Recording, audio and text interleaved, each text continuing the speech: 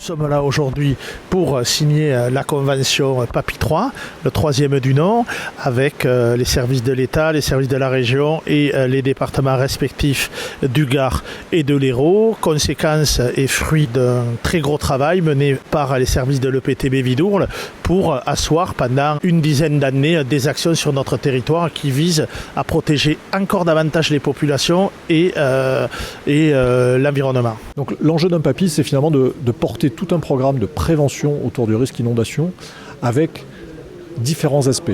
Il y a des aspects qui sont des aspects très structurants, c'est-à-dire que l'on va bâtir des digues, faire des aménagements en dur, mais on y retrouve des actions qui sont des actions de prévention, qui sont des actions de sensibilisation. Donc c'est vraiment l'idée que collectivement, autour d'un territoire et d'un risque, on bâtisse ensemble un projet, un avenir. Donc c'est vraiment ce collectif qui est à souligner autour d'un cours d'eau qui, pour une grande partie, fait frontière entre deux départements et qui nécessite donc effectivement cette solidarité. Chaque cours d'eau, chaque bassin versant a son PAPI.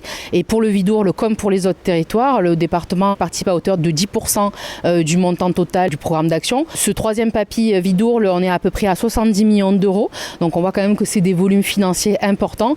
Mais l'action du département sur la prévention des inondations et en solidarité avec les territoires ne s'arrête pas là, puisque par exemple sur le territoire Vidourle, le département prend en charge l'entretien et la gestion de 3 barrages et créateurs de crues qui sont Conquérac, Sérac et La Rouvière.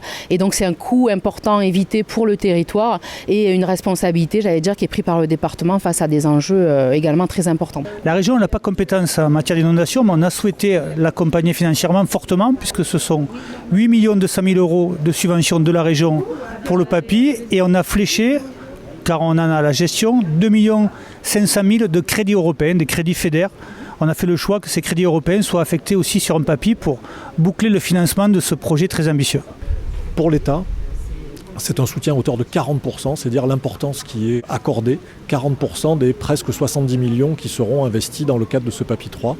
Donc on est sur des investissements massifs, mais qui sont des investissements vraiment pour l'avenir et vraiment structurants pour le territoire. Ces programmes de PAPI sont en fait liés aussi à la compétence GEMAPI. Bien évidemment, le gros du dossier est consacré à la prévention des inondations et bien évidemment qui commande derrière un certain nombre d'infrastructures à construire ou à parfaire. Les digues de premier rang, de deuxième rang, notamment dans la partie aval qui est la plus exposée au risque inondation. On va avoir des études qui vont nous permettre de préparer les phases de travaux, mais aussi des fois de faire de la recherche scientifique pour mieux connaître l'aléa, inondation et le comportement du territoire. On va avoir aussi tout un volet sensibilisation et notamment auprès des scolaires. Et on sait que malheureusement la culture du risque, c'est un ouvrage qu'on doit continuellement remettre sur le métier puisque la tendance un petit peu à s'effacer des mémoires et qu'on voit malheureusement qu'encore des drames ont lieu lors des épisodes cévenols. On est sur notamment dans la partie aval du territoire, dans une région à fort dynamisme démographique et à ce titre, il faut faire coïncider les plans locaux d'urbanisme, les zones naturelles, les zones inondables. On y arrive parce qu'encore une fois, malgré la multiplicité des acteurs sur ces dossiers-là, on fait toujours triompher l'intérêt général et surtout, il faut le dire, on protège et les populations et le milieu naturel.